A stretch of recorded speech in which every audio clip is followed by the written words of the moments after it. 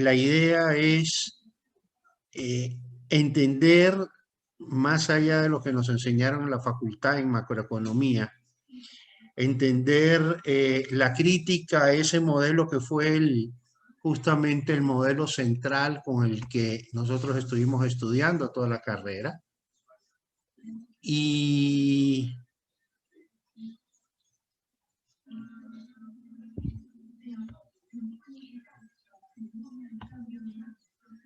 qué es el modelo que en la facultad, no solamente en nuestra facultad, en todos estos países, ha primado desde los años 30, pero con mucha mayor fuerza desde los años 50? Entonces vamos a analizar un poquitito cómo nace ese modelo, cómo se lo puede comparar con el modelo clásico, del cual también vamos a hablar, y del cual también de alguna forma se desprende Domar y Harold, que es el otro componente en el marco teórico de ustedes. ¿Ok? Pero lo importante es que entendamos la crítica a Keynes, porque normalmente es el enfoque que se le da en la facultad y es el enfoque de la mayoría de los profesores de la facultad. Pocos son los locos que se atreven a hacer lo que hago yo, pero bueno, para eso estoy viejo, para hacer ciertas locuras. Vamos a ver entonces qué tal me quedó el asunto este.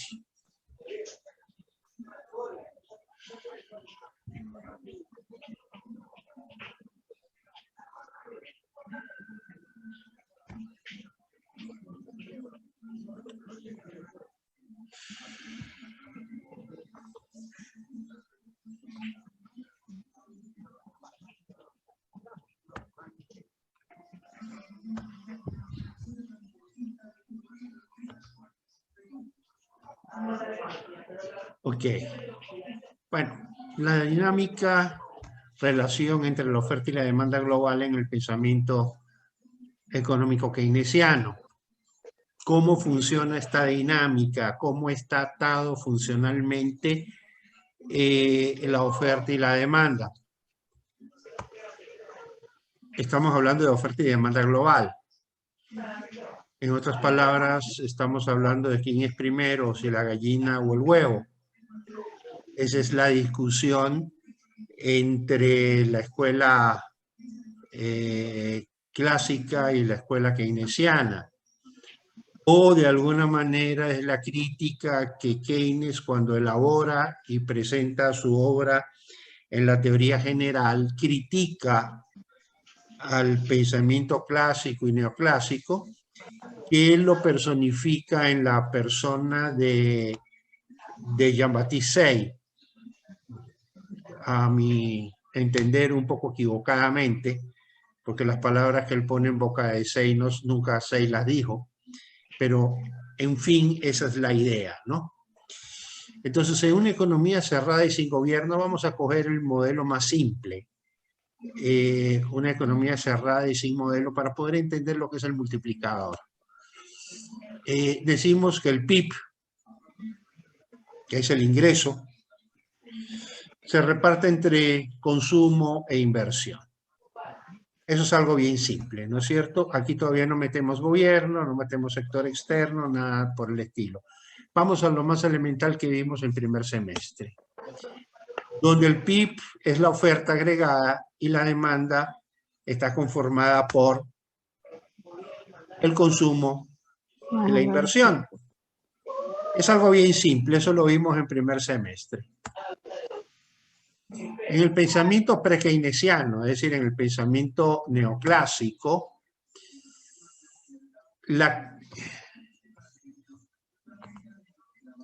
identidad de partida de la teoría keynesiana contenida en la teoría general era en realidad una ecuación de restricción presupuestaria. ¿Qué cosa es una ecuación de restricción presupuestaria? La demanda, consumo e inversión solo puede ser igual que el Producto Social o PIB. Nunca puede ser mayor que el PIB. ¿Ok? Esa es básicamente la idea. En una economía se puede consumir y se puede invertir lo que se produce. No se puede consumir, no se puede invertir más de lo que se produce. Este esquema lo rompemos en una economía abierta con comercio exterior, donde a través de las importaciones o un desbalance en la cuenta externa, podemos tener una demanda superior a la oferta. Pero, por lo pronto, en una economía cerrada, no se puede consumir ni se puede invertir más de lo que se produce. Eso es lo que Keynes de alguna manera interpreta como la ley de Say, ¿ya? Que él la interpreta o la define como toda oferta crea su propia demanda, es decir, la demanda depende de la oferta. Algo que él invierte precisamente en su teoría. Siendo en este evento la demanda y cada uno de sus agregados valores restringidos por el tamaño de la economía, al tamaño del PIB.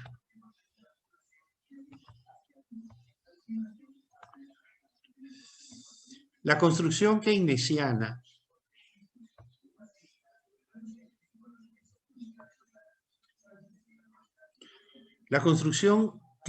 expresada en la teoría general en algún momento no solo rompe el carácter restrictivo de la dimensión de la oferta, sino que impone a la demanda, sino que además invierte el sentido de las dependencias. ¿Qué queremos decir con esto? En los clásicos, el tamaño de la economía es definida por el PIB y el consumo, la inversión, el gasto del gobierno tienen una restricción presupuestaria, no pueden ir más allá del PIB. En la economía abierta, como les decía, puede ir más allá del PIB contra una balanza comercial negativa. Si no hay sector externo, jamás puede llegar allá. ¿Qué es lo que nos dice Keynes? Bueno, que bajo ciertas condiciones coyunturales, y vamos a ver cuáles son esas condiciones, determinados componentes de la demanda agregada adquieren el carácter de variable independiente, quedando el PIB como variable dependiente de estas. ¿Qué nos decían los clásicos? La demanda depende del ingreso. Si el ingreso crece, la demanda crece. Si el ingreso se restringe, la demanda se restringe. ¿Qué nos dice Keynes? Nos dice al revés. Que el crecimiento de ciertas variables de la demanda impulsan el crecimiento del PIB. La demanda entonces no depende del tamaño del PIB, sino que la expansión del PIB va a depender del crecimiento de la demanda autónoma.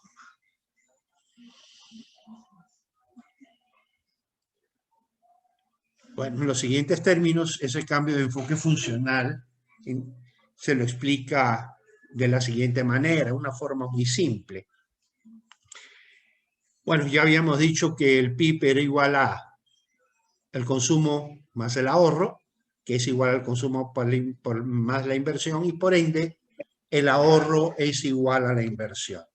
Esa identidad ahorro igual a inversión se rompe cuando metemos gobierno, pero como aquí estamos sin gobierno, seguimos con la identidad ahorro igual a inversión.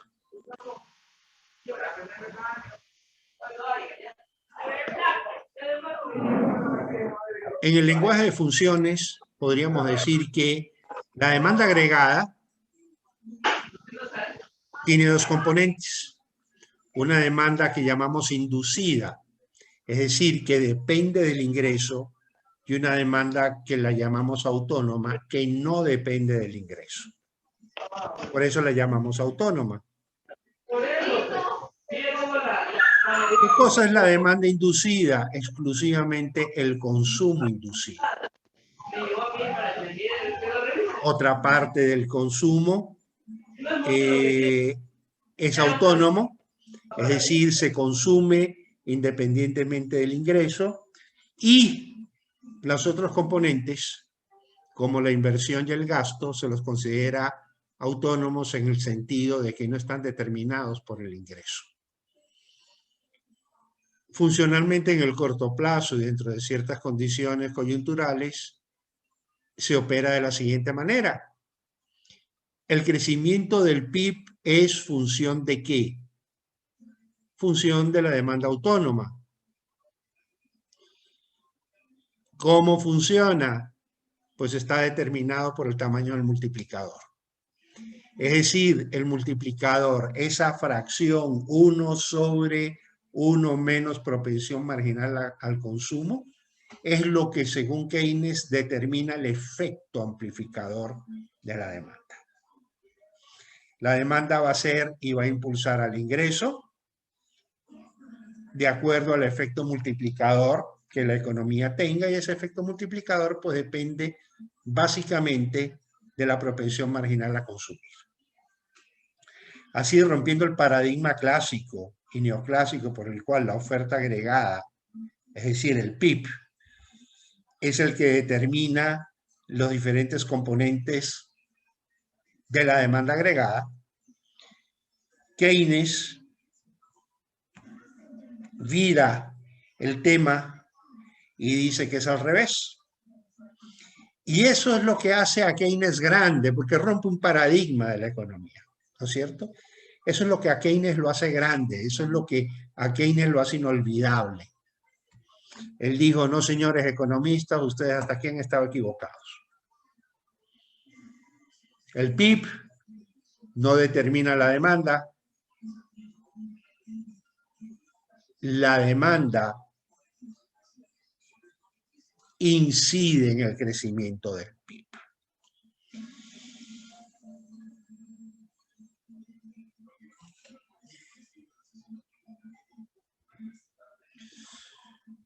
Los conceptos construidos a partir de la demanda inducida o dependiente del nivel de ingreso.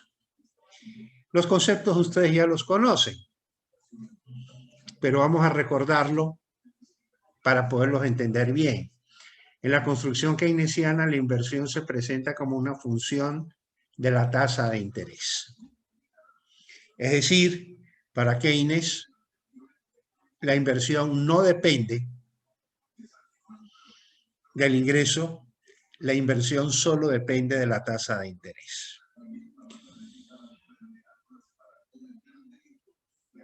Algo que los clásicos también discuten, y es bien discutible cuando se entra a criticar la teoría de Keynes, pero aquí no vamos a discutir sobre ese tema. Asimismo, en el escenario de una economía con gobierno, el gasto como la tributación se presentan como variables totalmente autónomas, dependientes exclusivamente de la política del gobierno. Y eso es lo que convierte al gobierno, a las políticas públicas de las cuales ustedes hablan tanto, en el centro de la teoría keynesiana. Keynes hace algo maravilloso para los economistas de su época. Y digo maravilloso para los economistas, no para el mundo, pero sí para los economistas. Porque les da un instrumento que lo consideran científico, que justifica precisamente la intervención de la economía. Justifica el trabajo de muchísimos economistas. De hecho, la mayoría de nuestros colegas, ¿a dónde quieren apuntar siempre? Al sector público. Nos interesa muchísimo las políticas públicas y todos queremos estar administrando políticas públicas. Todo esto nace precisamente de Keynes. Las políticas públicas son indispensables no solamente para mantener el equilibrio de la economía, sino para impulsar su crecimiento. Cuando Keynes dice eso, pues imagínense, todos los economistas empiezan a adorarlo. Yo también. Algunos años atrás besaba los pies de Keynes porque gracias a ello, pues teníamos muchas cosas que hacer.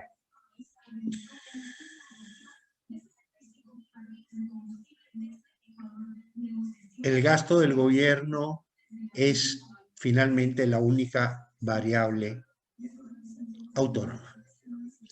Y es la única variable autónoma realmente, porque si bien la inversión se dice que no es autónoma, que no depende, que es autónoma, que no depende del ingreso, la inversión privada, que es la inversión productiva, la que puede mover la economía, tiene también una restricción presupuestaria que se llama ahorro. Si no hay ahorro, no puede haber inversión. No puede haber inversión, por lo menos privada. Ya cuando abrimos la economía, ya podemos hablar de inversión extranjera y ahí entran otras variables más. Pero en una economía cerrada, si no hay ahorro, no puede haber inversión privada. Pero sí puede haber inversión pública y sí puede haber gasto público. ¿Contra qué? Contra el déficit presupuestario. Es cuestión que el gobierno eche a andar la maquinita de billetes y empieza a gastar más de lo que recauda, y entonces tenemos la solución perfecta a las falencias de las economías, a las demandas de los pobres, a las necesidades del pueblo. Es cuestión de echar a andar la maquinita para hacer billetes. Y entonces no hay ahorro, pues yo lo creo a través de la inflación. ¿Cómo lo creo? Reduciendo el ingreso real de las familias, reduciendo el ingreso real de las empresas. Lo transformo en gasto público. Por eso es que Keynes es tan importante y por eso es que el modelo keynesiano tenemos que entenderlo así, desmenuzadamente. La inversión finalmente ya no es ni tan importante. Finalmente lo único que es importante es el gasto. El gobierno aumenta el gasto, el gobierno reduce el gasto, el gobierno aumenta la tributación, el gobierno reduce la tributación. El gobierno aumenta la liquidez, el gobierno reduce la liquidez. Por eso es tan importante para algunos economistas que haya un banco central dependiente del gobierno. A lo uno le llamamos la política fiscal, al otro le llamamos la política monetaria. ¿Para qué sirve la política fiscal? ¿Para qué sirve la política monetaria? Pues simplemente para sacar recursos de las familias, llevarlas al gobierno e inyectarlo en la economía, supuestamente para resolver los problemas económicos. Entre ellos, hacer crecer la economía.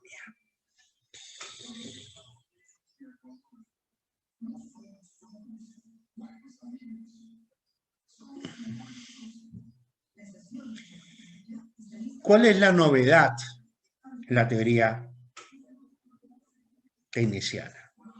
Pues Keynes toma el consumo de las familias y lo divide en dos. A una fracción de ese consumo le llama consumo autónomo. Es decir, dice que las familias tienen un cierto nivel de consumo que no depende del ingreso, que es independiente del ingreso.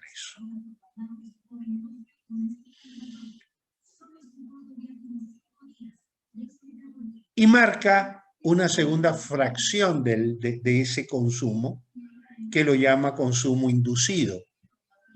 que es el consumo que sí depende del nivel de ingreso. Yo lo veo más como una teoría intuitiva que como una teoría que nace de la investigación. Yo no veo este planteamiento de Keynes muy apegado a la investigación, lo veo más apegado a la intuición, pero no deja de ser interesante y no deja de ser útil. Y eso especialmente con Tamara y con Melanie lo vamos a hablar en el transcurso de la tesis y también contigo, Yulisa. ¿Ok? Porque esto tiene que ver básicamente con lo que llamamos la distribución del ingreso. Y ahí es donde se puede observar esto.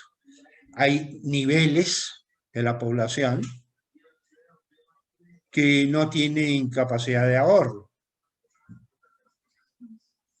Es obvio. Todo lo que ganan lo consumen, no ahorran, no tienen capacidad de ahorro. Pero sí hay sectores que tienen capacidad de ahorro, que son los que tienen los ingresos más altos. Entonces, esto que Keynes plantea como que fuera común a todas las personas, no es común a todas las personas, pero de alguna manera en la sociedad hay personas con capacidad de ahorro y esa capacidad de ahorro está atada al nivel de ingreso. En algún momento vamos a hablar sobre eso. En un escenario donde el ingreso de las familias crece, una fracción de dicho crecimiento se traducirá en consumo, mientras que la otra se convertirá en ahorro. Si el ingreso es 100 y de esos 100 las personas consumen 80 y ahorran 20, pues la fracción que ahorra, el porcentaje de 100 que está ahorrando, 20%, es lo que vamos a llamar propensión marginal al ahorro, y eso que en el ejemplo que les estoy dando, hipotético, es el 80% del ingreso, es lo que vamos a llamar propensión marginal al ingreso, perdón, propensión marginal al consumo. Vamos a ver la matemática aplicada por Keynes, porque es importante tratar de entender esto de manera, en la manera que el propio Keynes lo plantea. Decimos que el crecimiento del ingreso va a ser igual al crecimiento del consumo más el crecimiento del ahorro, delta Y igual a delta C más delta A. El crecimiento del consumo dividido para el crecimiento del ingreso es lo que vamos a llamar la propensión marginal a consumir, que lo vamos a representar con una C pequeña, minúscula, y el crecimiento del ahorro para el crecimiento del ingreso es lo que vamos a llamar propensión marginal al ahorro, y lo vamos a presentar como A. Como son los elementos que componen una sola unidad, el ingreso, entonces la suma de todos ellos nos va a dar 100%. Propensión marginal a consumir más propensión marginal a ahorrar va a ser la totalidad, 1 o 100%, como queramos ver. A partir de los conceptos creados por Keynes, este construye el llamado multiplicador. Y aquí quiero que pongan mucha atención de cómo lo construimos en clase. Esto creo que ustedes lo vieron en segundo semestre. No me acuerdo exactamente. Les estoy repasando algo que ustedes vieron en segundo. Bueno, el PIB, que es igual al ingreso, es igual al consumo, más la inversión, más el gasto. Me estaba comiendo aquí algo. ¿Ok? Este consumo que tenemos aquí, Keynes lo divide en dos. El consumo que no depende del ingreso. Aquí lo marcamos con un apóstrofe, que lo llama consumo autónomo. y un consumo que depende del ingreso. ¿Cómo definimos este consumo que depende del ingreso? Pues multiplicamos el consumo por la propensión marginal a consumir por el ingreso. Es decir, este consumo es igual ¿a qué? Es igual al porcentaje del ingreso que las familias consumen. Sencillo, ¿no es verdad? Bien, el ingreso entonces es igual al consumo en sus dos componentes, el componente inducido que depende del ingreso, el componente autónomo más la inversión más el gasto. Si despejamos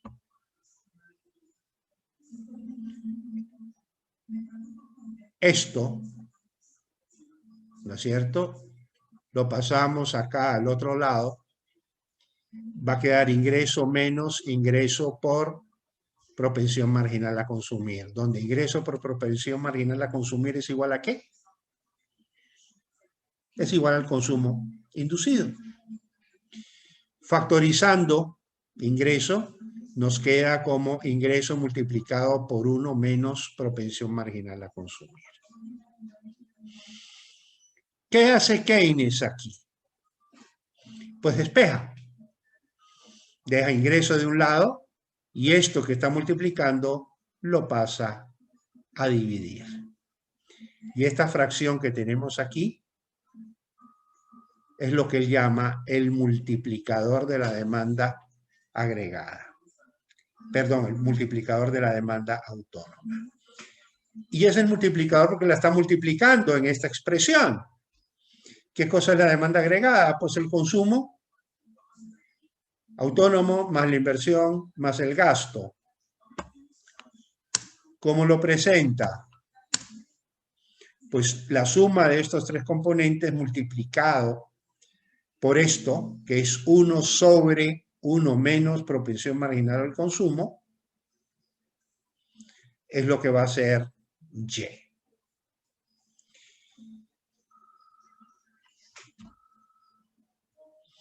Aquí parecería como que Keynes hizo magia. Esto parece que descubrió, no sé, la piedra filosofal o algo importantísimo. Pero esto parece mágico.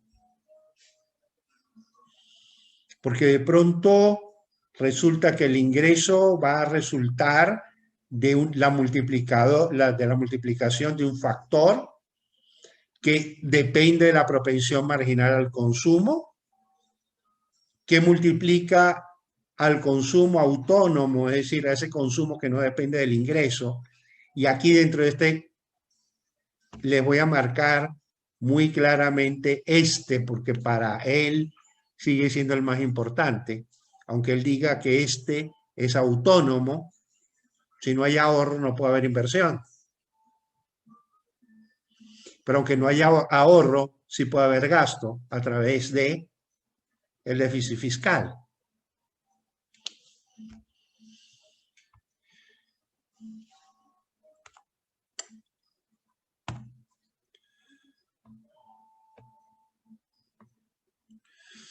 ¿Qué características formales tiene el multiplicador?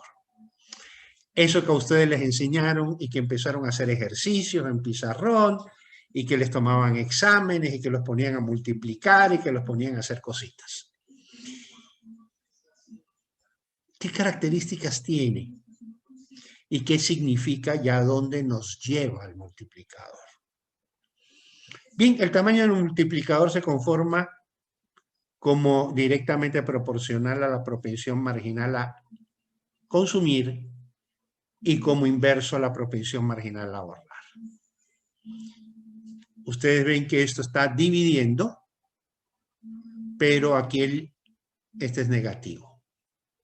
¿Qué significa eso? Que mientras más grande es la propensión marginal a consumir, más pequeño va a ser el denominador. Por ejemplo, imaginémonos que C es 0,8. ¿Cuánto va a ser el multiplicador? Háganlo mentalmente. 1 menos 0,8.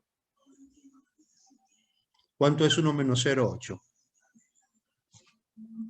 0,2, ¿no? Tamara, ¿cuánto es 1 sobre 0,2? 0.5. No, no es 0.5. Es 5. 5. ¿Qué significa eso? Que si la propensión marginal al consumo es de 80%,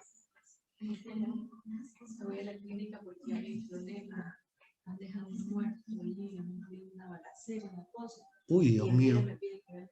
Pero déjame, yo No, tranquilo, porque ahorita lo que estamos esperando es que hagan el levantamiento del cadáver antes de después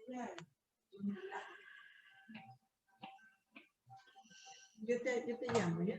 hazme el favor, sí. Bien.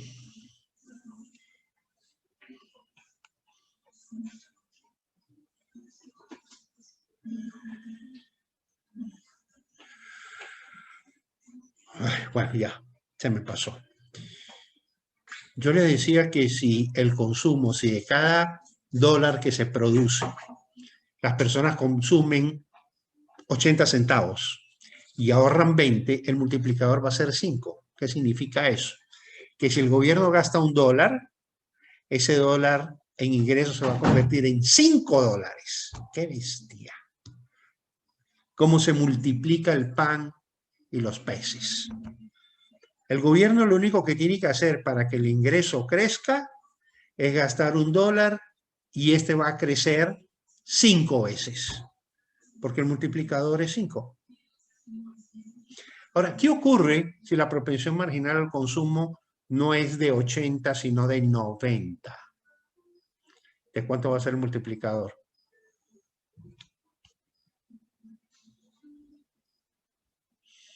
¿1 menos 0,9? ¿Cuánto es?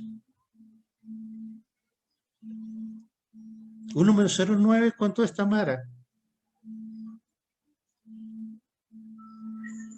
0.1. 0,1. ¿Y 1 sobre 0,1 cuánto es?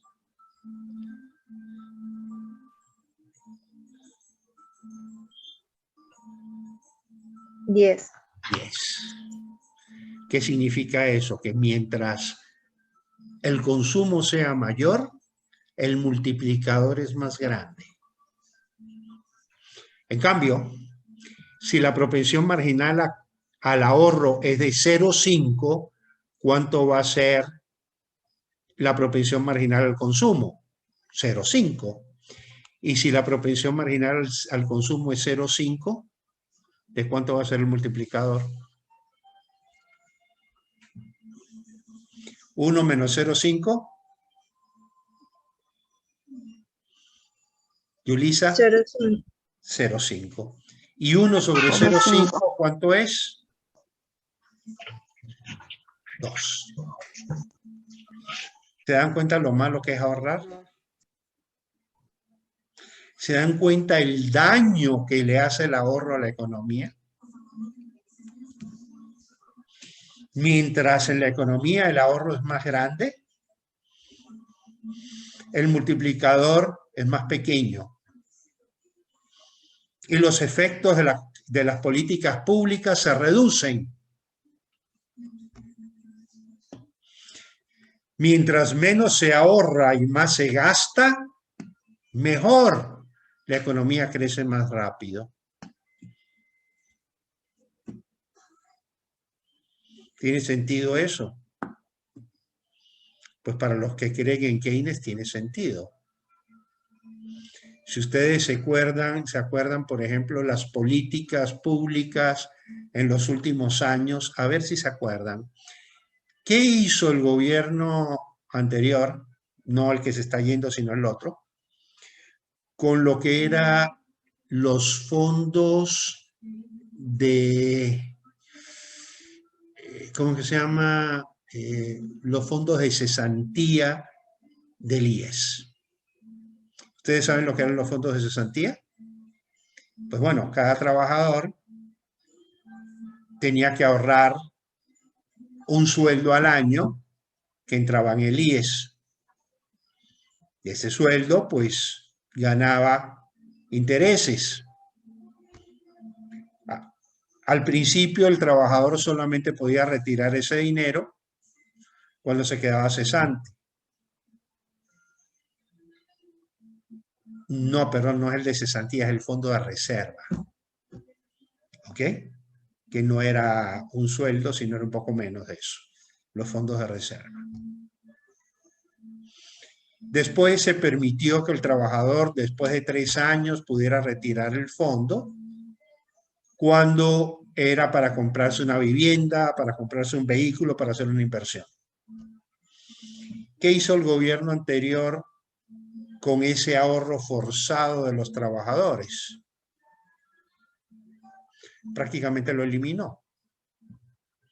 No, el valor de los fondos se los entregan directamente al trabajador.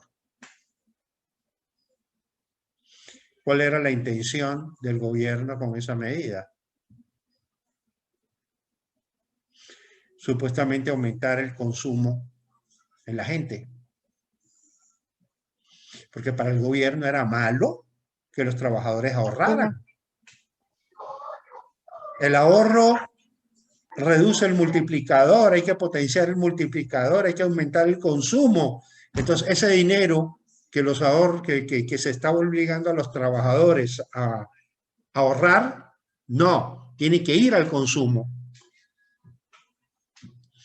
Una medida tomada dentro de los parámetros keynesianos.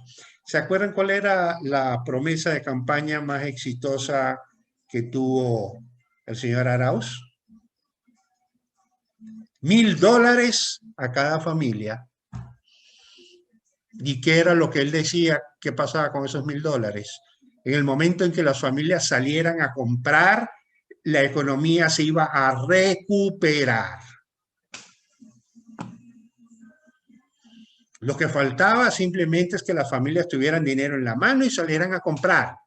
Y cuando salieran a comprar, íbamos a dejar atrás la recesión, íbamos a dejar atrás la crisis. Todo esto iba a pasar por el bendito multiplicador. Porque esos $1.000 se iban a multiplicar en la creación del PIB.